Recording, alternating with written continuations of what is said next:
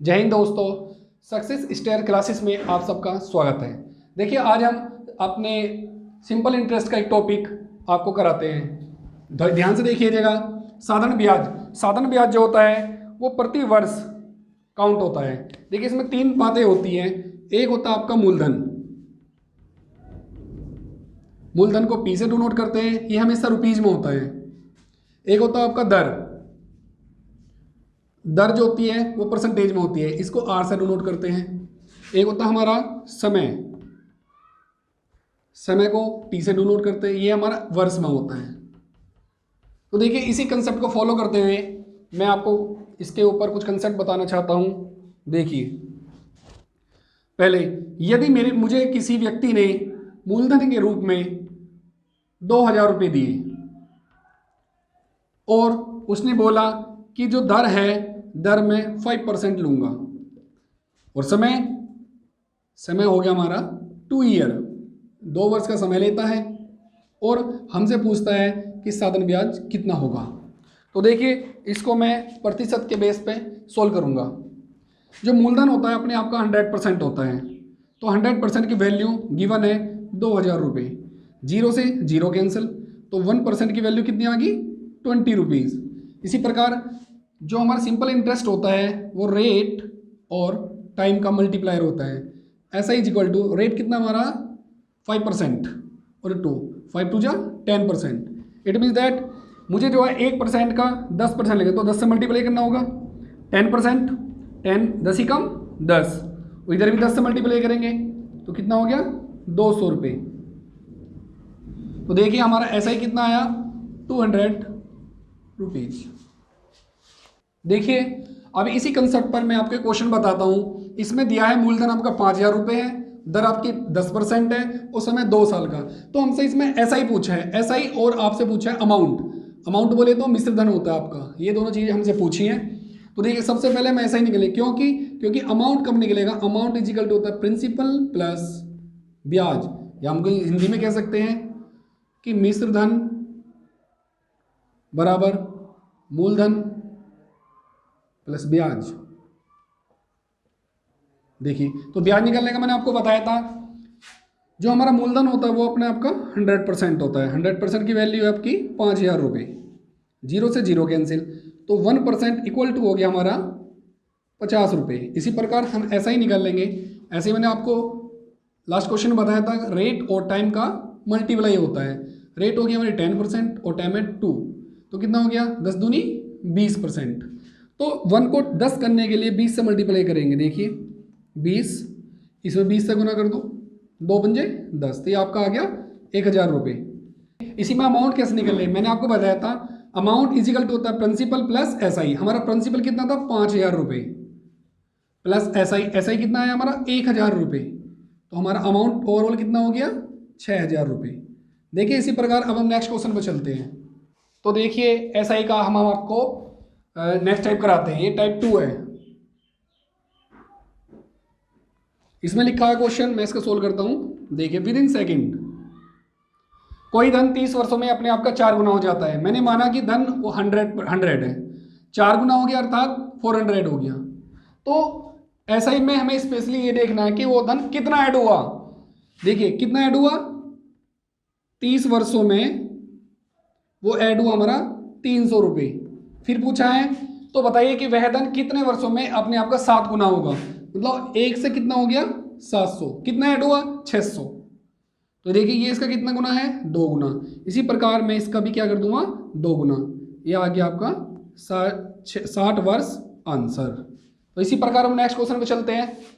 देखिए, तो उसी आधार पर हमने ये क्वेश्चन लिखा है, कोई धन 5 वर्ष में अपने आप का 4 गुना हो जाता है। ये देखिए, कोई भी धन 100% था तो 400 हुआ। कितना ऐड हुआ? 5 साल में आपका कितना ऐड हुआ? 300। इसी प्रकार उन्होंने पूछा है, तो बताइए कि वह धन कितने वर्षों में अपने आप का 16 गुना होगा। 16 गुना मतलब 1600। तो कितना ऐड हुआ? 1500। ये इसका कितना मल्टीप्लाई है? 5 गुना है इसका। इसी प्रकार इसको भी 5 गुना कर देंगे तो 5 पंजे 25 साल इसका हमारा आंसर होगा। इसी प्रकार अब हम चलते हैं नेक्स्ट टाइप में दोस्तों। तो इसी प्रकार देखिए टाइप साधारण ब्याज का टाइप 3, कौन सी राशि 10% SI की दर से 5 वर्ष में बढ़कर 15,000 रुपये हो जाएगी। ये हमें दिया हुआ है आपका मिश्रधन। देखिए पहले मिश्रधन क्या होता है, प्रतिशत में मिश्रधन निकालते हैं हम। Amount is equal to principal और ब्याज, ये होता है हमारा अमाउंट।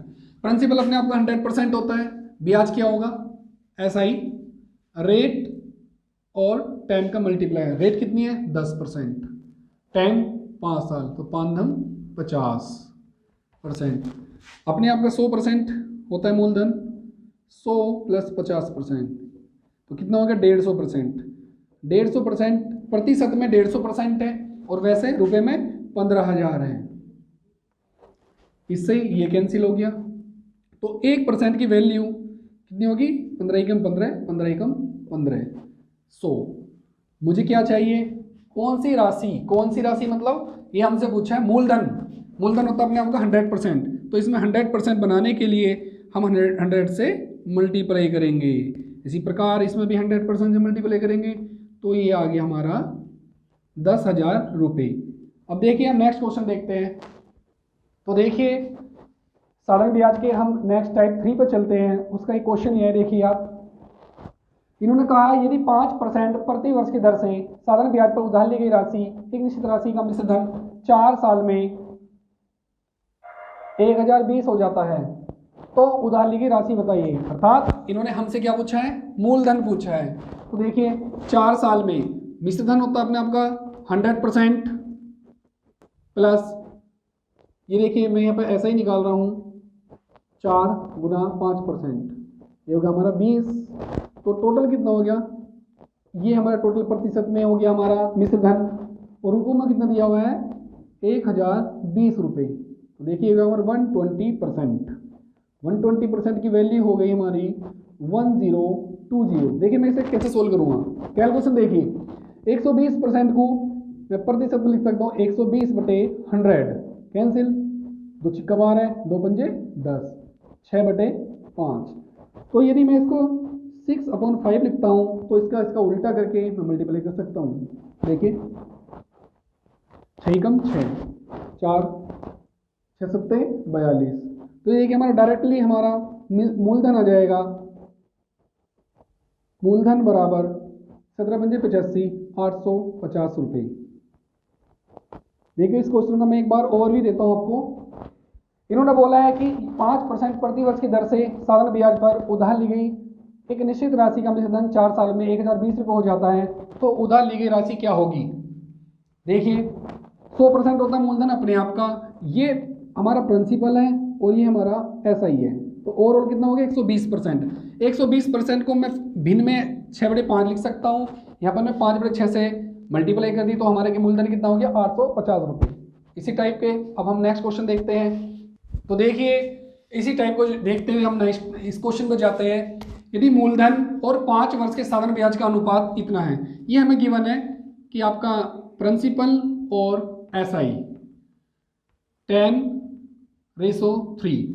इसका मतलब हमारा जो ब्याज है वो 3 और मूलधन कितना 10, कितने साल के लिए है 5 साल के लिए, और इंटू 100। क्यों, क्योंकि हमसे दर पूछा है, दर हमेशा प्रतिशत में होती है।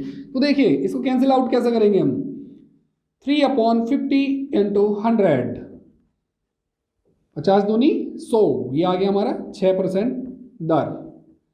तो इस क्वेश्चन को हम बड़ी ही आसानी से प्रतिशत के बेस पर हम कर सकते हैं। तो दोस्तों आज हमारा सेशन यही समाप्त होता है, और इससे भी अधिक और इंटरेस्टेड और इम्पोर्टेंट क्वेश्चन के साथ हम नेक्स्ट वीडियो मिलते हैं। यदि हमारा सेशन आपको पसंद आया तो लाइक और सब्सक्राइब और कमेंट करना ना भूलें। जय हिंद।